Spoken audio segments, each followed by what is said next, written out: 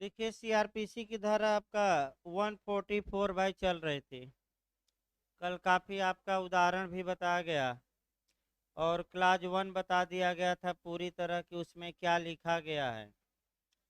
ये बताया गया था कि अगर लोक न्यूसेंस के अर्जेंट मामले हैं यानी कि नहीं न्यूसेंस हैं तो न्यूसेंस पहला नया क्वेश्चन बन सकता है कि सेक्शन 144 के तहत किस न्यूसेंस यानी कि उपताप को रोकने के लिए कार्यवाही की जा सकती है। तो देखिए पब्लिक न्यूसेंस नहीं लिखा है, केवल शब्द जो लिखा है न्यूसेंस लिखा है। तो अगर न्यूसेंस लिखा है तो यहाँ से भी क्वेश्चन बन सकता है प्राइवेट न्यूसेंस भी और पब्लिक न्यूसेंस भी, यानी कि व्यक्तिगत उपताप भी और सार्वजनिक उपताप भी। दूसरा जो क्वेश्चन बनता है कि आपका 144 के तहत कैसा आदेश का नेचर क्या होगा, तो तीन चार बातें याद रखनी है। ये आदेश आपका प्रिवेंटिव होता है, निवारणात्मक तथा मैंडेटरी यानी कि समादेशात्मक होता है। अगला, यह आदेश एक टेम्पररी नेचर का होता है यानी कि अस्थायी प्रकृति का होता है, यानी कि कुछ समय के लिए होता है। तो समय भी याद रखिएगा। अगर कार्यपालक मजिस्ट्रेट आदेश देता है तो अधिकतम 2 माह के लिए दे सकता है और स्टेट गवर्नमेंट चाहे तो आगे बढ़ा सकती है इस मने आदेश को। और कितने दिनों के लिए बढ़ा सकती है? 6 मंथ के लिए, यानी कि टोटल अवधि कितनी हो गई अधिकतम आपका 8 माह, 8 मंथ। इसके बाद हम बताए थे कि अगर आशंकित खतरा है यानी कि आपका कह सकते हैं कि आशंकित खतरा मतलब कि खतरे के अर्जेंट मामलों में भी सीआरपीसी की धारा 144 काम करती है। तो केवल न्यूसेंस ही नहीं बल्कि आपका जहां की खतरा तत्काल क्या है मौजूद है वहां भी। कौन आदेश देता है 144 के तहत? तो कोई एग्जीक्यूटिव मजिस्ट्रेट। तो कार्यपालक मजिस्ट्रेट में कौन कौन यहाँ आ जाएगा वो नाम याद रखना है, डीएम, एसडीएम। और राज्य सरकार द्वारा इसके लिए अथराइज कोई स्पेशल एग्जीक्यूटिव मजिस्ट्रेट, ये तीनों आदेश दे सकते हैं। अब 144 में आगे बढ़ा जाए आपका, उसके बाद 2-3 केस हैं और तब आपका पहले तो बेयर एक्ट हो जाए पूरी तरह, तब आपका केस बताया जाए और तब इंटरव्यू के लिए 133, 144 और 144A में एक हम लिस्ट बनाएंगे जहां डिफरेंस या अंतर बताएंगे। दूसरा खंड देखिए भाई, इस धारा के अधीन आदेश आपात की दशाओं में या उन दशाओं में जब परिस्थितियां ऐसी हैं कि उस व्यक्ति पर, खंड 2 चल रहा है 144 का, परिस्थितियां ऐसी हैं कि उस व्यक्ति पर जिसके विरुद्ध वह आदेश विनिर्दिष्ट है सूचना की तामील उचित समय में करने की गुंजाइश न हो तो एक पक्षीय रूप से पारित किया जा सकेगा। इसका मतलब ये हुआ कि 144 का जो आर्डर दिया जाता है वह एक्स पार्टी आर्डर हो सकता है, यानी कि एक्स पार्टी भी दिया जा सकता है, यानी कि बिना सुने भी आदेश दिया जा सकता है। यानी कि कब दिया जा सकता है? जबकि आपका इमरजेंसी हो, यानी कि तत्काल कार्यवाही आवश्यक हो। इमरजेंसी आ गई है तो सुनने की आवश्यकता नहीं है, तुरंत एग्जीक्यूटिव मजिस्ट्रेट 144 का क्या दे आदेश। या सूचना की तामील की गुंजाइश न हो, यानी कि सूचना की तामील जब संभव न हो तो अब समस्या आई कि क्या एक्स पार्टी आर्डर 144 के तहत दिया जा सकता है कि नहीं? दिया जा सकता है। और किस खंड में दिया जा सकता है यह स्पष्ट लिखा है क्लास 2 में। अब तीसरा खंड देखिए, इस धारा के अधीन आदेश किसी विशिष्ट व्यक्ति को अब आदेश किसको किसको दिया जा सकता है, आपका ये भी ध्यान रखना है।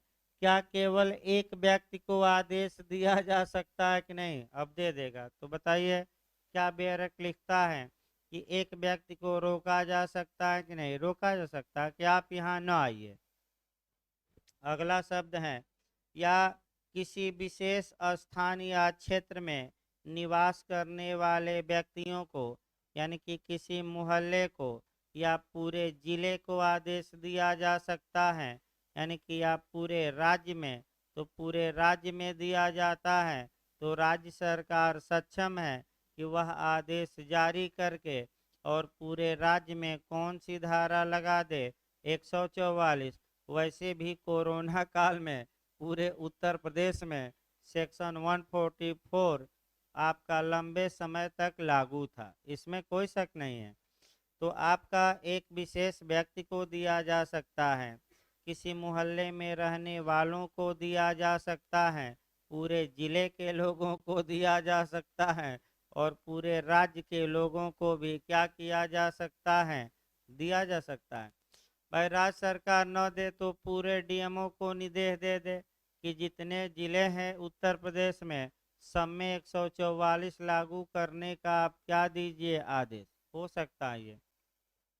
अगला खंड इसी में देखिए, करने वाले व्यक्तियों को अथवा आम जनता को, आम जनता मतलब आम पब्लिक जो आए जाएं उस स्थान पर हम ना आए, जब वे किसी विशेष स्थान या क्षेत्र में जाते रहते हैं या जाएं, यानी कि लोगों को ये कहा जा सकता है, आम जनता को, पब्लिक को, कि आप इस स्थान पर अब न आइए, यानी कि इस स्थान पर आने से क्या किया जा रहा है, रोका जा रहा है।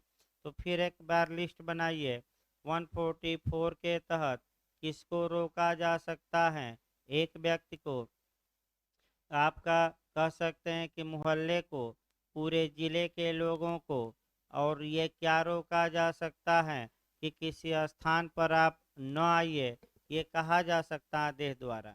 तीसरा खंड देखिए, इस धारा के अधीन कोई आदेश उस आदेश के दिए जाने की तारीख से 2 मास के आगे प्रवृत्त या इनफोर्स नहीं रहेगा। तो कई बार बताया गया कि अगर एग्जीक्यूटिव मजिस्ट्रेट आदेश दिया है तो वह आदेश अधिकतम कितने दिनों तक बना रह सकता है, 2 माह। और स्टेट गवर्नमेंट चाहे तो कितने दिन बढ़ा सकती है, अगर स्टेट गवर्नमेंट को लगता है कि अभी खतरा मौजूद है तो भी बैरक देख लिया जाए। परंतु देखिए भाई खंड 4 का, परंतु यदि राज्य सरकार मानव जीवन को खतरा, स्वास्थ्य को खतरा, क्षेम या कुशलता को खतरे का निवारण करने के लिए या बलवा या दंगा का निवारण करने के लिए अगर आवश्यक समझती हैं तो अधिसूचना द्वारा मजिस्ट्रेट के आदेश को बढ़ा सकती हैं, और 2 माह के बाद कितना बढ़ा सकती हैं, 6 माह। तो टोटल अवधि हर हाल में लगातार 3-4 बार बताया गया, कितना हो सकता है, 8 माह। अगला देखिए खंड 5, कोई मजिस्ट्रेट या तो सुमोटो से, यानी कि स्वप्रेरणा से, या किसी व्यक्ति के आवेदन पर ऐसे आदेश को विखंडित या परिवर्तित कर सकता है जो स्वयं उसने या उसके अधीनस्थ किसी मजिस्ट्रेट ने या उसके पद पूर्ववर्ती ने इस धारा के अधीन दिया था, यानी कि आदेश का खंडन कराइए, 144 को हटवाइए। तो 144 कैसे हट सकती हैं, तो कार्यपालक मजिस्ट्रेट स्वयं 144 का आदेश रद्द कर दे कि हम 144 का आदेश दिए थे, अब ये आदेश हम क्या कर रहे हैं, रद्द, या स्वयं सो मोटो से, यानी कि अपनी इच्छा से रद्द कर सकते हैं। या दूसरा ये हो सकता है कि समाज का कोई व्यक्ति एप्लीकेशन दे मजिस्ट्रेट के पास और कहे कि हजूर, जिस कंडीशन में ये आदेश आपने जारी किया था अब वह कंडीशन नहीं रही, अतः आप अपने इस आदेश को क्या कर लीजिए, रिवोक कर लीजिए, प्रतिसंहृत कर लीजिए, या समय को कम कर दीजिए। समय को कम का मतलब ये हुआ कि अधिकतम 2 माह के लिए जारी कर सकता था, 1 माह के लिए जारी किया, 15 दिन में स्थिति सामान्य हो गई, तो मजिस्ट्रेट चाहे तो 15 दिन बाद या तो स्वयं क्या कर ले, वापस ले ले, खंडित कर दे। या कोई व्यक्ति एप्लीकेशन दिया है, ये कह सकता है कि स्थिति अब सही हो गई है, 144 के कारण समस्या आ रही है, अतः मजिस्ट्रेट साहब अपने आदेश को रद्द कर दें, तब भी मजिस्ट्रेट रद्द कर सकता है, कोई रोक टोक नहीं है। अगला देखिए, खंड 6, राज्य सरकार उपधारा 4 के परंतु के अधीन अपने द्वारा दिए गए किसी आदेश को या तो सुमोटो से या किसी व्यक्ति के आवेदन पर भी खंडित कर सकती है। तो फिर एक बार बताइए, राज्य सरकार कितने दिन के लिए आदेश को बढ़ाई थी? 6 माह के लिए। तो राज्य सरकार को भी पावर है कि वह रिवोक कर ले, प्रतिसंहृत कर ले, वापस ले ले ऐसे आदेश को। तो या तो सुमोटो से ले ले या कैसे ले ले, किसी के एप्लीकेशन पर। मैंने कोई ऑब्जेक्शन किया है कि अब स्थिति सही हो गई, कोरोना चला गया, तो 144 को क्या किया जाए, वापस। हो सकता है कि फिर से कोरोना आ जाए तो फिर से क्या लग जाए, 144, क्योंकि आपका भाई 7 बार लोग, मैंने भाई हम नहीं बता रहे हैं, लोग अफवाह ये उड़ाए हैं कि ये कोरोना 7 रूप धारण करेगा और 7 बार आएगा। जैसे डायन होती हैं, आपका 7 बार आती हैं और जब तक गांव को खा नहीं लेती तो तब तक उसको चैन नहीं आता। और विवाह में भी 7 बार हैं, जब तक 7वां फेरा पूरा नहीं हो जाता तब तक मैरिज कंप्लीट नहीं होता। उसी प्रकार ये जो कोरोना डायन है लोग कर रहे हैं, हम नहीं कर रहे हैं, ये नहीं कहे सर कहते, ये कितनी बार आएगा लोग बता रहे हैं, 7 बार। तो अभी तो ये चौथी बार है और स्पीक धीरे धीरे स्पीड पकड़ रहा है। रोज केस क्या कर रहे हैं दिल्ली में, अब पूरे देश में अभी तक आपका 200-400 आते थे, अब कल की न्यूज 3000 हो गया, अब फिर 2-4 दिन बाद 5000, फिर 7000। तो बढ़, देखिए आगे क्या होगा, वो तो अलग बात है। देखिए आगे भाई आपका खंड 7 देखिए भाई, आपका 7 देखा जाए, जहां उपधारा 5 या 6 के अधीन आवेदन प्राप्त होता है, वहां मजिस्ट्रेट या राज्य सरकार आवेदक को आपका या उसके प्लीडर को सुनेगी। कारण माने प्लीडर आपका कह सकते हैं, वह इसका मतलब एक लाइन हुआ, उतना नहीं पढ़ना है, कि अगर कोई व्यक्ति एप्लीकेशन दिया है, चाहे कार्यपालक मजिस्ट्रेट के पास या स्टेट गवर्नमेंट के पास, कि जो आप लोगों ने आदेश 144 का दिया है, वह आदेश या तो परिवर्तित करिए, यानी कि समय अब क्या करिए, कम करिए, या रद्द करिए, कैंसिल करिए। तो ऐसे आवेदक को या तो आवेदक स्वयं उपस्थित होकर अपना बताए कारण क्यों भाई रद्द किया जाए, या आवेदक यानी कि जो एप्लीकेशन दिया है वह व्यक्ति अपने एडवोकेट को भी खड़ा कर सकता है और अधिवक्ता साहब मजिस्ट्रेट या राज्य सरकार के यहाँ पक्ष रखेंगे कि इस आदेश को आप क्या करिए, रद्द। उसके बाद मजिस्ट्रेट के ऊपर है, स्टेट गवर्नमेंट के और मजिस्ट्रेट के, चाहे कैंसिल करे या न करे। भाई बात तो है नहीं, बस ये है कि आरडी अल्ट्रम पर्टम, यानी कि आपको पूरी तरह क्या किया जाएगा, सुना जाएगा, भले ही फैसला कुछ भी हो। तो इस प्रकार आपका बेयर एक्ट समाप्त हुआ। लास्ट अभी 2-3 केस हम बताएंगे, इस पर याद करिएगा। 144 दो क्वेश्चन यहाँ आपको और अच्छे जानने हैं कि 144 के तहत अगर कोई व्यक्ति आर्डर का वायलेशन करता है तो उसका क्या इफेक्ट होगा, क्या परिणाम होगा। तो ऐसा व्यक्ति आईपीसी के सेक्शन 188 के तहत दंड का भागी होगा। याद रखिएगा कौन सी धारा, 188। दूसरा आपका जो क्वेश्चन बनता है कि 144 के आदेश के विरुद्ध क्या रेमडी है, तो इसकी अपील नहीं हो सकती, निर्देश भी नहीं हो सकता आपका। तो रेमडी क्या है, ये भी अच्छा क्वेश्चन बना है कई बार, रिवीजन यानी कि पुनरीक्षण या निगरानी। हाँ, जहाँ पुनरीक्षण का प्रावधान है, आप ये प्रयास करिए कि एक बार उसको तैयार करिए। आपका सेक्शन 133, 144, 144 आपका एक ये 3 धाराओं में आदेश का रिवीजन होता है। और एक कम से कम याद रखिएगा, सीआरपीसी की कौन सी धारा, 125 यानी कि मेंटेनेंस। एक क्वेश्चन आपका प्री में बनता है। रिवीजन अब आगे बताया जाए भाई। आपका रिवीजन तुरंत बताना 2 लाइन में संभव नहीं है, बस 1 लाइन जान सकते हैं कि रिवीजन आपका वहाँ कराया जाता है जहाँ अपील का कोई प्रावधान नहीं होता, पहला नियम। दूसरा नियम आप ये देखेंगे कि रिवीजन में मुख्य रूप से जुरिडिक्शन पर अटैक किया जाता है। भाई किस पर अटैक किया जाता है?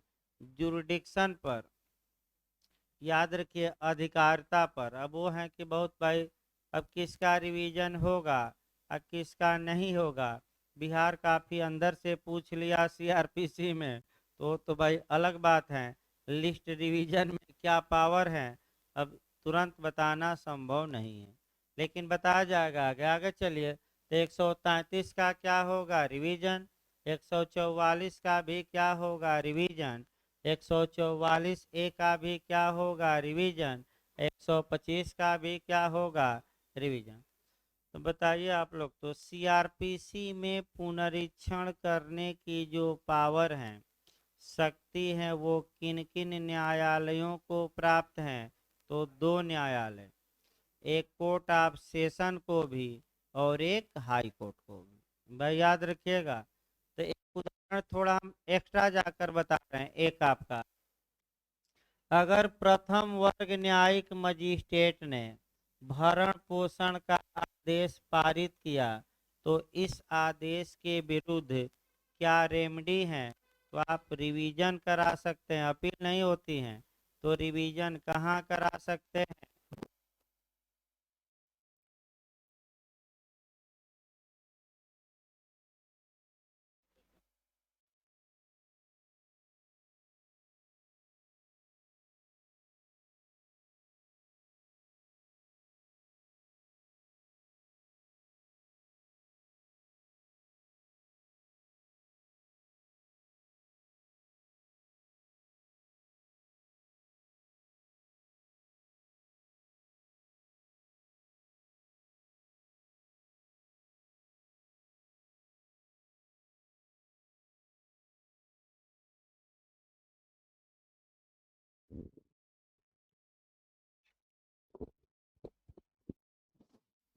देखिए, आपका ये भी क्वेश्चन अच्छा उठता है, रिवीजन आप कहाँ करा सकते हैं?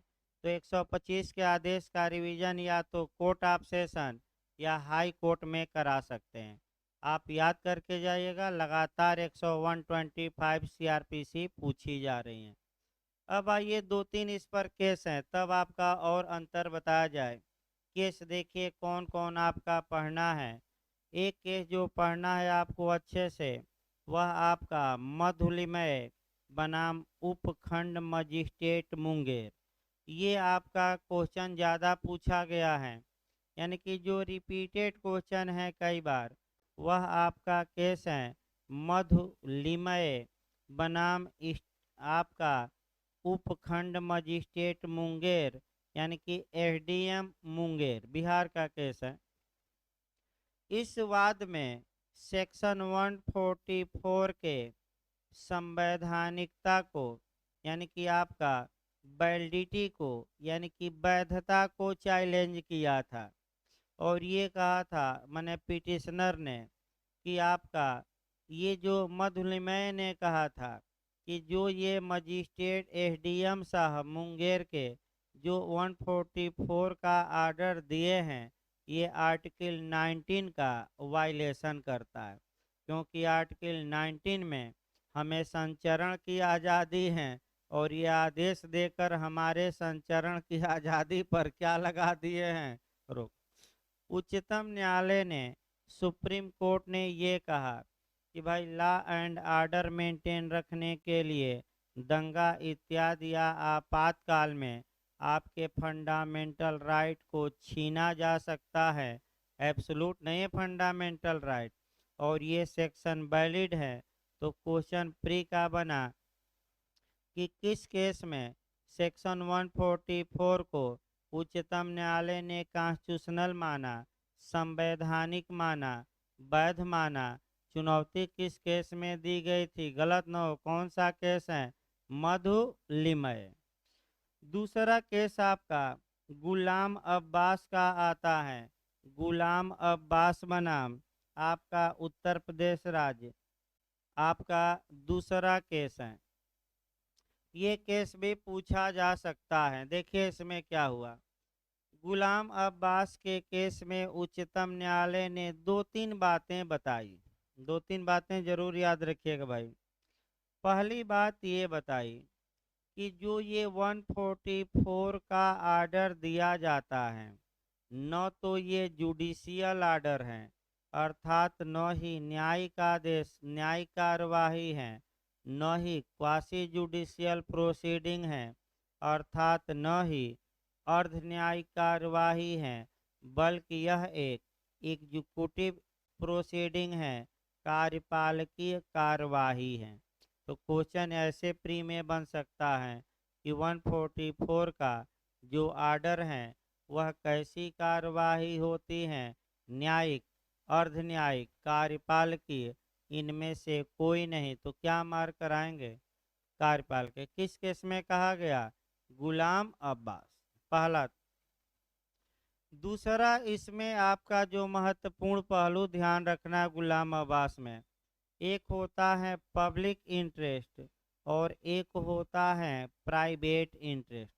एक दिमाग में बैठा लीजिए, जूरिस्प्रूडेंस से लेकर, संविधान से लेकर, आपका एविडेंस से लेकर और सीआरपीसी, जहां भी आप पढ़ेंगे, अगर लोकहित यानी कि पब्लिक इंटरेस्ट और प्राइवेट हित यानी कि व्यक्तिगत हित में यानी कि प्राइवेट इंटरेस्ट में अगर टकराव होता है, यानी कि दोनों में 36 का आंकड़ा होता है, दोनों एक दूसरे के विरोधी हैं, तो ऐसी दशा में प्राइवेट हित को दबा दिया जाता है और पब्लिक हित क्या होता है, मान्य होता है। तीन चार देखिए, पहले आपका क्वेश्चन बन सकता है ये कि 144 जो है वह लोकहित और व्यक्तिगत हित के टकराव के मामले में लोकहित को प्रश्रय देती हैं, और 144 के तहत जो आर्डर जारी किया जाता है वह समाज के हित के लिए, समाज की रक्षा के लिए, समाज सोसाइटी के प्रोटेक्शन के लिए जारी किया जाता है, यानी कि लोकहित और प्राइवेट हित में अगर टकराव होता है तो कौन प्रिवेल करेगा, लोकहित हमेशा प्रिवेल करेगा।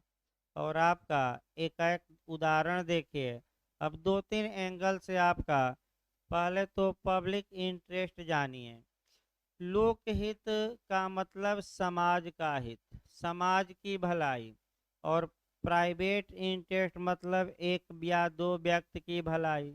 तो दो तीन उदाहरण देखिए आपका, भाई तेल पर ही आइए, क्योंकि तेल पर ही विवाद इस समय है। आपका तेल के दाम चरम सीमा पर चले गए हैं। वैसे भी अगर आपका कांग्रेस की सरकार रहती और विपक्ष में भाजपा रहती, तो दो तीन भाजपा की जो नेत्रियां हैं यानी कि आपका जो सांसद विधायक हैं, अब तक सिर मुड़वाकर और सड़क पर क्या लेकर घूमती रहती, सिलेंडर। इसमें कोई शक नहीं है, सिलेंडर और वाहन, तो भाई वाहन भी लेकर बैलगाड़ी पर घूमती रहती, साइकिल चलाकर संसद जाती, यही विपक्षी नहीं कर पा रहा है। यानी कि वर्तमान समय में भारत में ताना मने निरंकुशता थोड़ा इसलिए बढ़ी है शासन में कि विपक्षी ध्वस्त हैं। तो आपका जब तक विपक्ष सक्रिय न हो, मजबूत न हो, सरकार, हर एक सरकार जब भी देखे मनमाना करती ही रहती हैं, इसमें कोई शक नहीं है। तो अभी आपका पीएम ने बैठक किया और व्यक्तिगत और ये लोक हित को बताया कि व्यक्तिगत हित ये हैं कि भाई कुछ लोगों पर आपका तेल का टैक्स माने तेल की कीमत बढ़ गई, लेकिन ये भी सही बात है कि तेल की कीमत बढ़ने से और टैक्स से जो पैसा आया उसी से गरीबों को तेल और राशन बांटा गया। तो लोकहित के लिए 80 करोड़ गरीबों के लिए हमने व्यक्तिगत हित को बलि बेदी पर चढ़ा दिया। स्पष्ट पीएम ने कहा कि उसी पैसे से क्या बांटा जा रहा है, यानी कि हमारे ही पैसे से गरीबों को राशन बांटा जा रहा है। क्यों? क्योंकि पब्लिक इंटरेस्ट को आपका साधना है। तो ऐसी दशा में एविडेंस की धारा 123 भी याद रखना है। पापुली लेक्स सुप्रीमो, यानी कि लोकहित क्या होती है? सर्वोच्च विधि। वहाँ भी यही नियम, पब्लिक इंटरेस्ट और प्राइवेट इंटरेस्ट में टकराव होगा तो कौन प्रिवेल करेगा? पब्लिक। एक और उदाहरण देखें, मान लीजिए एक आदमी का 10 बीघा खेत है, रोड के किनारे हैं, आपका रोड चौड़ा करना है तो उनका खेत ले ली सरकार। जैसे डीजे साहब हैं, नहर बनवाना था, उनका खेत सरकार ले ली तो जबरदस्ती ले ही सकते हैं, आप मुआवजा लीजिए बाहर होइए। लेकिन वो राजी नहीं हो रहे थे, तो राजी हो या ना हो जबरदस्ती सरकार के पास पावर छीन लेगी। तो अलग बात है कि आपका जाकर आपका बुलडोजर के सामने लेट गए कि जब तक बुलडोजर हटेगा नहीं हम नहीं हटेंगे, वो अलग बात है। लेकिन अगर सरकार को भाई रोड बनाना है, सड़क बनाना है, कॉलोनी बनाना है, अस्पताल बनाना है, तो 10 लोगों की ज़मीन छीन ली, लेकिन किसके लिए छीनी? पब्लिक इंटरेस्ट के लिए, आम जनता के लिए। तो आपका लास्ट में इसमें बताया जाए आपका कि रास्को पाउंड का सिद्धांत इसी पर आप ऐड करेंगे। रास्को पाउंड जो बताता है कि अगर लोकहित और प्राइवेट हित में टकराव होता है तो प्राइवेट हित को दबा दिया जाएगा और कौन प्रिवेल करेगा? Public interest. भाई रास्को पाउंड का भी यही मत है। तो अलग बात है आपका। देखिए आपका फिर आगे बढ़ा जाए, ये तो हमने ये बताया, गुलाम अब्बास का केस बता रहे थे हम। इसमें ये कहा गया कि ये जो सेक्शन बना है 144, ये पब्लिक हित के लिए बना है और ये नियम यही है कि अगर प्राइवेट इंटरेस्ट पब्लिक इंटरेस्ट में टकराव होता है तो कौन प्रिवेल करेगा, कौन भारी पड़ेगा? पब्लिक इंटरेस्ट, आम जनता के हित में ये धारा बनी है। तीसरा आपका केस है आचार्य जगदीश्वरानंद अवधूत बनाम पुलिस आयुक्त। आचार्य आचार्य जगदीश्वरानंद अवधूत, भवभूत न मार दीजिएगा, अवधूत, अवधूत बनाम पुलिस आयुक्त। इस केस में आपका ये भी केस महत्वपूर्ण है। इस केस में ये कहा गया कि ये जो 144 सेक्शन है ये एक टेम्पररी प्रावधान है। टेम्पररी का मतलब कि एक अस्थाई प्रावधान है, इसे लंबे समय तक रिपीट नहीं किया जा सकता। कैसा प्रावधान है? अस्थाई, यानी कि आपका लंबे समय तक रिपीट न करिए, नहीं कि आपका 4-5 साल 144 जैसे आदेश खत्म 144, ये तो लोगों के अधिकारों का क्या होगा? हनन। तो किस केस में कहा गया कि एक टेम्पररी सेक्शन है आपका माने आचार्य जगदीश्वरानंद अवधूत। अब आइए तीनों सेक्शन बनाइए भाई, आपका अंतर भी इंटरव्यू में पूछा जाता है, वो भी बताना पड़ेगा। इधर आपका 133 बताया जाए, इधर आपका 144 बताया जाए और इधर 144A। अब एक एक करके आपका 5-6 अंतर आपको निकालना पड़ेगा। आपका देखिए भाई, पहले तो सेक्शन वाइज चला जाए। 133 में जो आदेश दिया जाता है वह केवल और केवल पब्लिक न्यूसेंस के मामले में, यानी कि किस मामले में?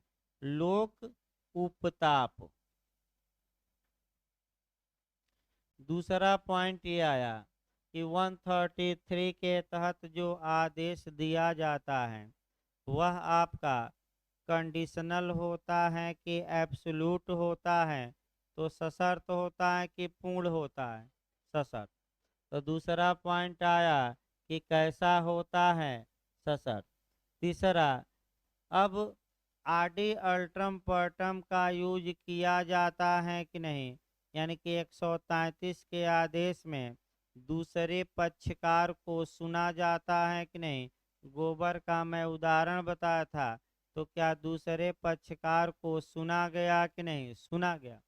यानी कि कुल मिलाकर दोनों पक्षकारों को सुनने के बाद ही क्या दिया जाएगा, आदेश। चौथा पॉइंट आइए, 133 का जो आदेश होगा वह कुछ समय के लिए होगा कि अस्थाई यानी कि परपिचुअल होता है, तो परपिचुअल होता है। भाई कब होता है, परपिचुअल यानी कि अस्थाई, हमेशा के लिए दिया जाता है, यह नहीं कि 2 माह 4 माह। फिर एक बार समझिए, 133 में बताया था कि ये जो आदेश हैं ये कितने समय के लिए दिया जाता है, तो क्या मैं कहीं समय आपको बताया था, नहीं। तो क्या हो गया, शाश्वत काल के लिए परपिचुअल कहा जाता है या अस्थाई। अब आइए पांचवा, इसमें देखिए भाई पॉइंट आपका पांचवा, ये पब्लिक न्यूसेंस के जनरल मामले हैं कि अर्जेंट मामले। 133 में सामान्य मामले होते हैं कि तात्कालिक, सामान्य। और 133 में जो आर्डर पारित किया जाता है वह नकारात्मक हो सकता है कि सकारात्मक की, दोनों, तो दोनों।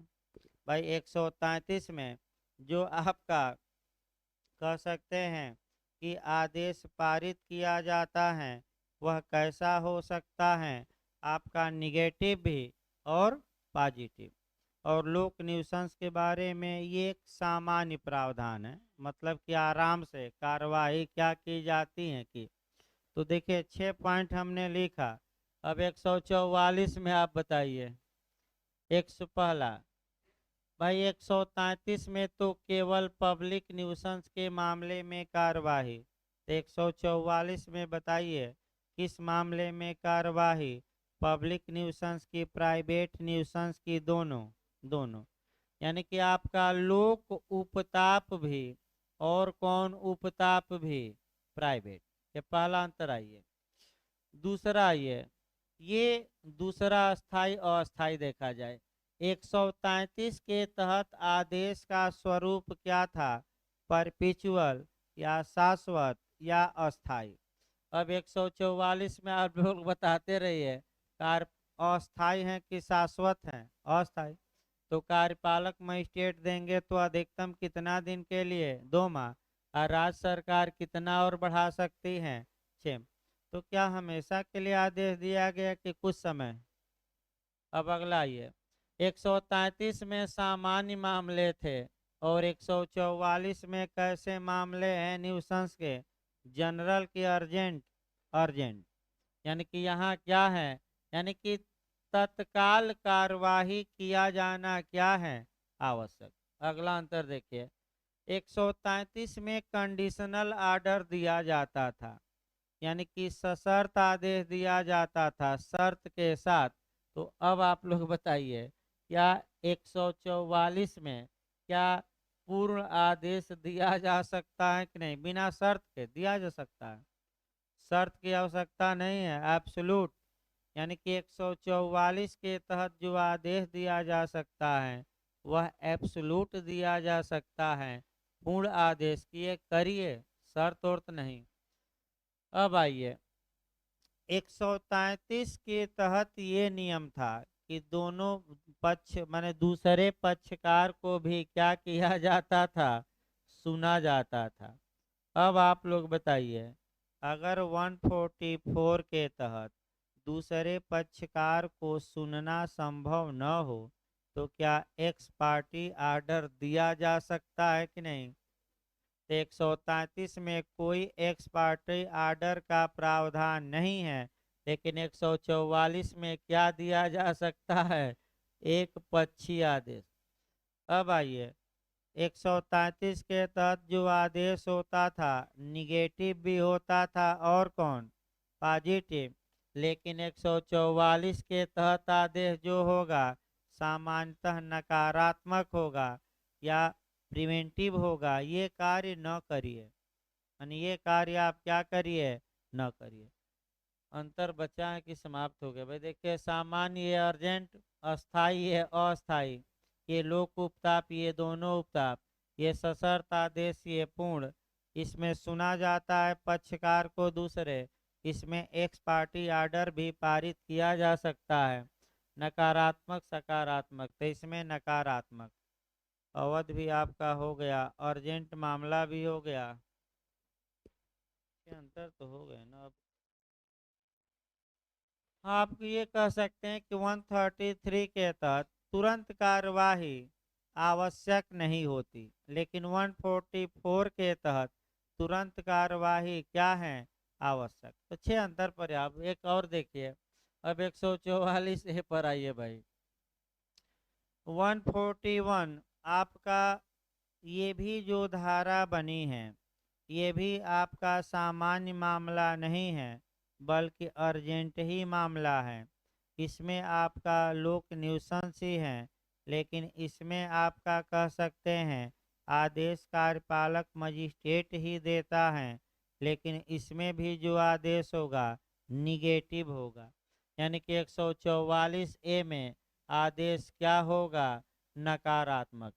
समय याद रखिएगा, तो कार्यपालक मजिस्ट्रेट कितने दिन के लिए दे सकता है 3 माह, और राज्य सरकार कितना बढ़ा सकती है 1 माह। इसमें भी एक पक्षीय आदेश दिया जा सकता है, आदेश केवल नकारात्मक होगा। बस ये है कि इसमें आपका अगर आयुध सहित आप जलूस निकाल रहे हैं माने हथियार सहित, या हथियार सहित आप प्रशिक्षण या ट्रेनिंग दे रहे हैं, हथियार सहित आप व्यायाम या ड्रिल पीटी परेड कर रहे हैं, तो ऐसे पीटी परेड को रोका जाता है। एक अंतर और महत्वपूर्ण है, 133 और 144 के तहत जो आदेश हैं वह कोई भी कार्यपालक मजिस्ट्रेट दे सकता है, लेकिन 144 एक आदेश केवल कौन बताएगा देगा डीएम। भाई अच्छे से याद रखें, इंटरव्यू के लिए कौन देगा डीएम।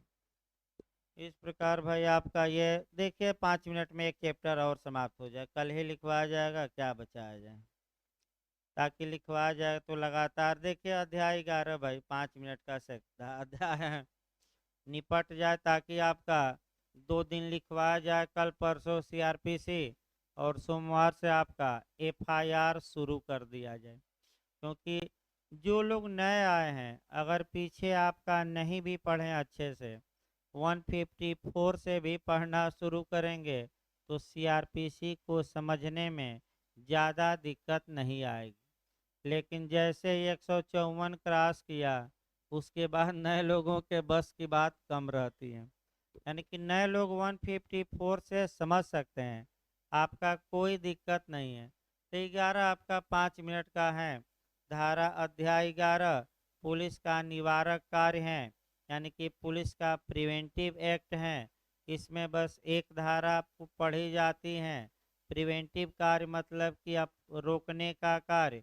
इस अध्याय का उद्देश्य है prevention is better than cure, इलाज से परहेज बेहतर। और एक सेक्शन आपको केवल पढ़ना है, ज़्यादा ना पढ़िएगा। 151 151 अंडरलाइन करिए, यही इंटरव्यू में पूछा जाता है। अब तो मेंस में भी मैं देख रहा हूँ पुछल्ला पूछ दिया है। देखिए कैसे इंटरव्यू में भी पूछा गया है। प्रिवेंटिव अरेस्ट क्या है, निवारक गिरफ्तारी क्या है, समझाइए। ये टिप्पणी में आ गया भाई, निवारक गिरफ्तारी क्या है ये बताइए। तो इसके लिए देखिए आपको कैसे भूमिका बांधनी पड़ेगी। एक तो आपका 151 को कवर करना है सेक्शन को, निवारक गिरफ्तारी। निवारक गिरफ्तारी का मतलब ये हुआ कि अपराध करने के पहले ही व्यक्ति को गिरफ्तार कर लिया जाए। तो देखिए आपका भूमिका कैसे बांधेंगे, वैसे मैं एक बार बताया हूँ। सामान्यतः किसी व्यक्ति को अपराध करने के पश्चात ही गिरफ्तार किया जाता है। माने कब गिरफ्तार किया जाता है? ऑफेंस करने के बाद। लेकिन यह विधि का पूर्ण नियम नहीं है, यह लॉ का एब्सोल्यूट रूल नहीं है। सीआरपीसी के अध्याय 11 जो पुलिस का निवारक कार्य बताता है, जिसकी धारा 151 में इसका एक्सेप्शन दिया गया है, इसका अपवाद दिया गया है, जहाँ की अपराध करने के पहले ऑफेंस करने के पूर्व ही किसी व्यक्ति को कुछ दशाओं में गिरफ्तार किया जा सकता है। ये भूमिका बांधेंगे और तब 151 बैरेक्ट उतार देंगे। 151 ये है कि अगर पुलिस को ये आशंका है कि कोई व्यक्ति कॉग्निजेबल ऑफेंस संज्ञेय अपराध कर बैठेगा और बिना गिरफ्तारी के इस अपराध को रोका नहीं जा सकता, तो पुलिस कौन सा अपराध करने से रोकने के लिए, कॉग्निजेबल संज्ञेय अपराध करने से रोकने के लिए उस व्यक्ति को क्या कर सकती है? अपराध करने के पहले ही वारंट के बिना क्या कर सकती है? गिरफ्तार। तो बताइए गिरफ्तारी के बाद कितने घंटे तक बिना मजिस्ट्रेट के आदेश के रख सकती हैं? 24।